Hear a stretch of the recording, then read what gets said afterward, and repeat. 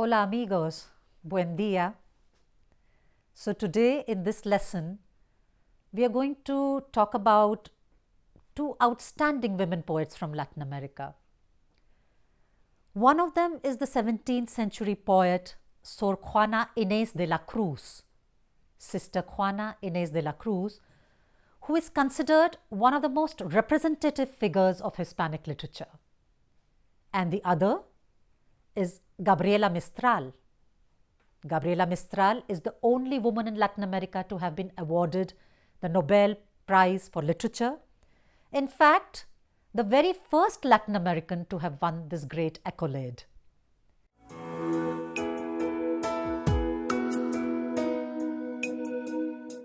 We will begin with Sister Juana Inés de la Cruz, or Sor Juana as she is popularly known. Sor Juana because she was a nun. She was a self-taught scholar, one of the most brilliant poets of the Hispanic Baroque. She was a staunch defender of women's intellectual rights. And considering the social mores of colonial Latin America, she was a woman well ahead of her times. She was born on November 12, 1648, in a town in the state of Neplanta in Mexico. She learned to read when she was just 3 years old. In fact, without her mother's knowledge, she used to accompany her older sister to the private classes that she was going to. And such was her desire to learn to read and write that she lied to her teacher, telling her that her mother had told her to come for the lessons too. And when she was only 13 years old, Juana Inés was called to the Viceroy's court to serve as the lady of the Virreina Doña Leonor Carreto, Marquesa de Mancera, that is the Vicereine Doña Leonor Carreto, who was actually herself a very cultured lady and had a great love for literature. The atmosphere of the court definitely influenced the formation of Juana Inés. In fact, the Viceroy, amazed by the intelligence demonstrated by Juana, summoned 40 lawyers from various faculties to administer an extraordinary test to the young woman. And she passed the exam brilliantly in conditions of excellence, which aroused great admiration towards her in the entire court. She entered the convent of San José de Carmelitas Descalzas in 1667, shortly before she turned 16, thus choosing a life of her own, neither the court nor marriage. She made this decision because it was the only option that a woman had if she wanted to study. She later went to the convent of San Jerónimo, a little bit more flexible than the previous one where she did not get much time. It is in this convent that Sor Juana wrote most of her work. It is here that she composed most of her poetry, and it is here that she reached the creative zenith with a deep dedication to her studies. Her love for reading led her to assemble a collection of 4,000 books, which she used to keep in her cell and which became the richest library in Latin America of her times. Apart from books, she also possessed musical instruments and tools for scientific research, and her vast intellectual training covered the areas of astronomy, mathematics, music, plastic arts, theology, philosophy, among many others. A letter that she wrote once got her into trouble. In this letter, which she had addressed to the Bishop of Puebla, and this letter which would change the course of her life, she had criticized the sermon given by a very well-known Portuguese priest and theologian called Father Vieira. She questioned the distance that he was advocating between heavenly love, that is divine love, and earthly love. And she felt that there was really no division in human life between heaven and earth, that both existed together in human life. Now, this Bishop of Puebla, without her knowledge, made this letter public, and the letter created a huge stir. and Sor Juana was ordered to leave all her academic activities and dedicate herself only to the work of the convent. Sor Juana defended herself. She wrote another letter in which she claimed women's cultural rights, and she advocated her own right to criticize the sermon and form her own thinking about it. This response, as it is called, La Respuesta, is an important document in the history of the struggle of women's rights. It constitutes an intense autobiographical and declarative essay of intellectual principles, and it questions the patriarchal society that could not admit the great freedom of spirit, especially in a woman.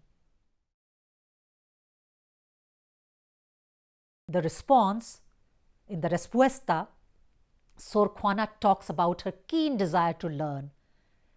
She talks about when she was young and how she used to discipline herself in the pursuit of her knowledge. And I'm going to quote to you from a small piece from this letter, from the Respuesta. First in Spanish. Acuérdome que en estos tiempos, siendo mi golosina la que es ordinaria en aquella edad, me abstenía de comer queso, porque oí decir que hacía rudos, y podía conmigo más el deseo de saber que el de comer, siendo este tan poderoso en los niños. I'll say it to you in English now.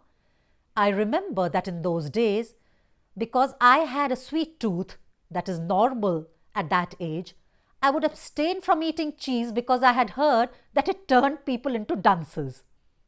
The desire to acquire knowledge was stronger in me than the desire to eat, even though the latter desire is so strong in children. And later she says in the same letter, I'll first speak to you in Spanish, quoting from her letter, and then we will see the English translation. Empecé a deprender gramática, en que creo no llegaron a 20 las lecciones que tomé.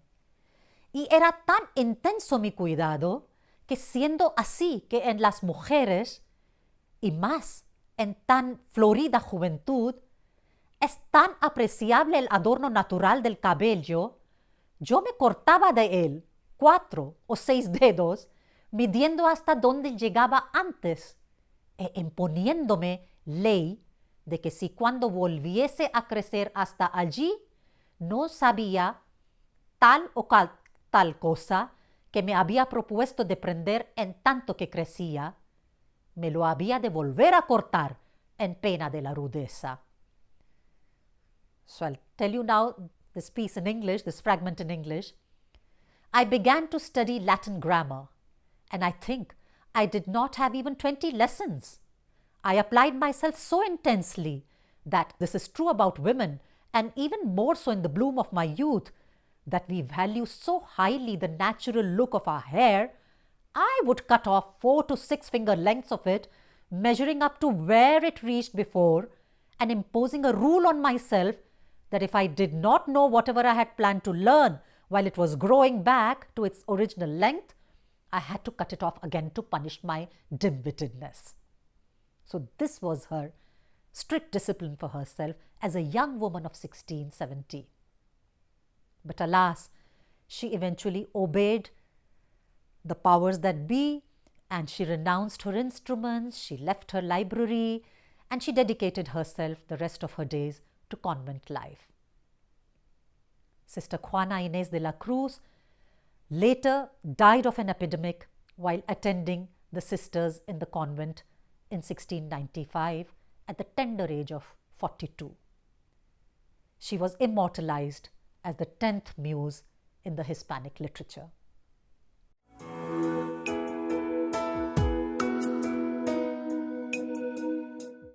I'm now going to tell you about another poet who also had a very difficult life, and that is Gabriela Mistral, who is the first woman Latin American poet to receive the Nobel Prize for Literature. She received it in 1945, and the Nobel citation read, "For her lyric poetry, which, inspired by powerful emotions, has made her name a symbol of the idealistic aspirations of the entire Latin American world. Gabriela Mistral is not her original name. In fact, it was a pseudonym. Her original name was Lucila Godoy y Alcayaga, and she was born in Chile in 1889. In fact, her early life itself was very traumatic. She was brought up by her mother, and her father had left the family when she was just 3 years old. So it was just her mother who brought her up. Mother started falling ill, and it was the declining health of her mother that forced Gabriela to start working very early. So, she was just about 16 years of age when she started working as a school teacher. At a very young age, at 17, she met Romeo Ureta, who she would fall in love with, and the tragedy was just 3 years later, as she was just 20, he committed suicide.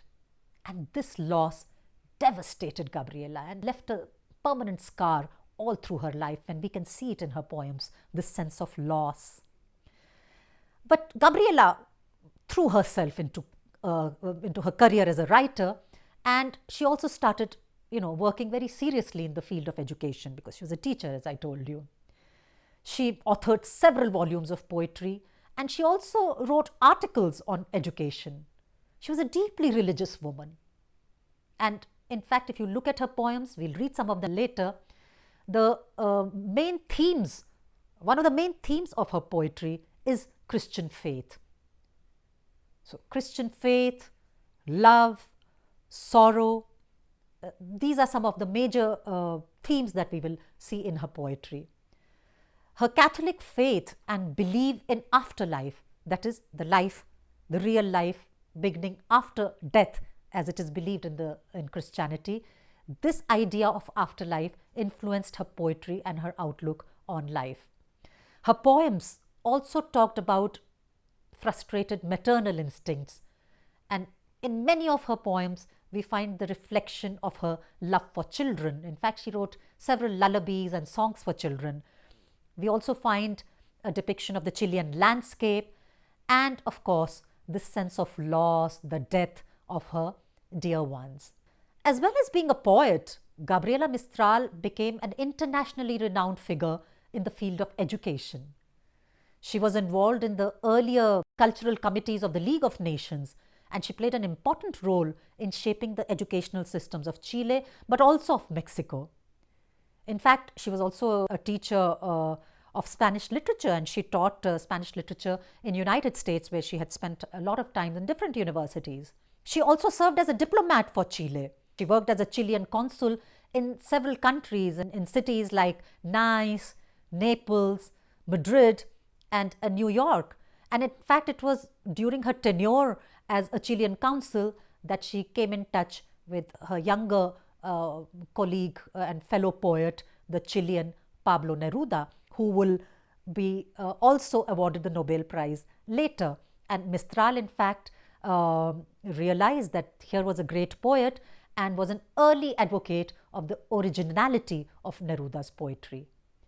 As we told you, in 1945, she became the first Latin American to be awarded the Nobel Prize for Literature. At that time, she was 56 years of age. She died in 1957 in a hospital in New York after a protracted illness, but her poetry remains with us.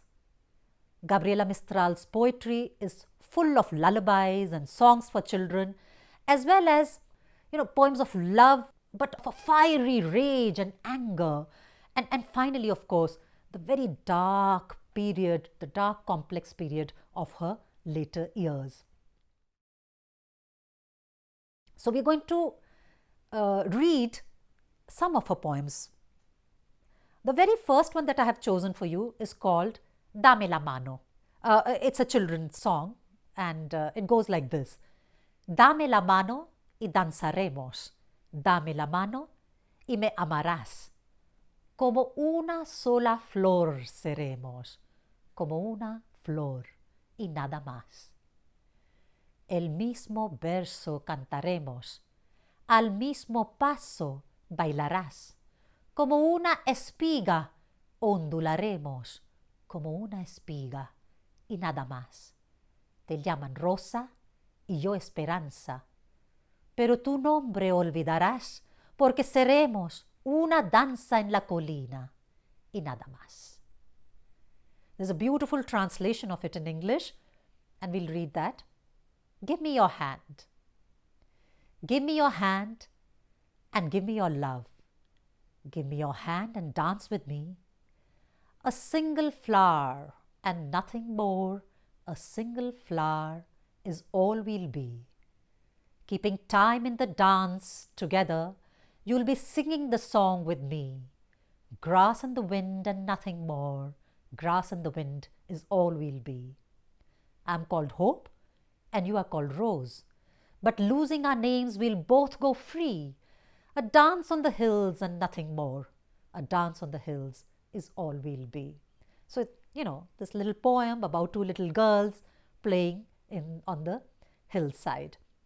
The second poem that I have got for you is a love poem, a slightly darker poem, a slightly sadder poem, and it's called Canto que amabas. Of course, it's addressed to the lover, and it goes like this in Spanish. Yo canto lo que tú amabas, vida mía, por si te acercas y escuchas, vida mía, por si te acuerdas del mundo que viviste. Al atardecer yo canto, sombra mía. Yo no quiero enmudecer, vida mía, como sin mi grito fiel me hallarías. ¿Cuál señal? ¿Cuál me declara, vida mía? Soy la misma que fue tuya, vida mía, ni lenta ni trascordada, ni perdida. Acude al anochecer, vida mía. Ven recordando un canto, vida mía.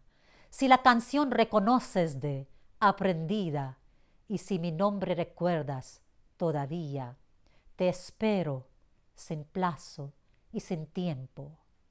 No temas noche, neblina ni aguacero. Acude con sendero o sin sendero. Llámame a donde tú eres, alma mía, y marcha recto hacia mí, compañero. The English translation is what you loved. Canto que amabas, the song that you loved or what you loved. Life of my life, what you loved I sing. If you're near, if you're listening, think of me now in the evening. Shadow in shadows, hear me sing. Life of my life, I can't be still. What is a story we never tell? How can you find me unless I call? Life of my life, I haven't changed, not turned aside and not estranged. Come to me as the shadows grow long. Come, life of my life, if you know the song. You used to know if you know my name. I and the song are still the same. Beyond time or place, I keep the faith. Follow a path or follow no path, never fearing the night. The wind, call to me, come to me, now at the end. Walk with me, life of my life, my friend. The English translations have been done by Ursula Le Guin, and this volume, of course, is available for you to read if you want to. So, amigos, today we have so many poets, so many women poets in Latin America, and choosing any two was difficult, but we thought we would get you one of the first voices in women's poetry from Latin America, that is Sor Juana, and the Nobel Prize for Literature winner Gabriela Mistral. Thank you.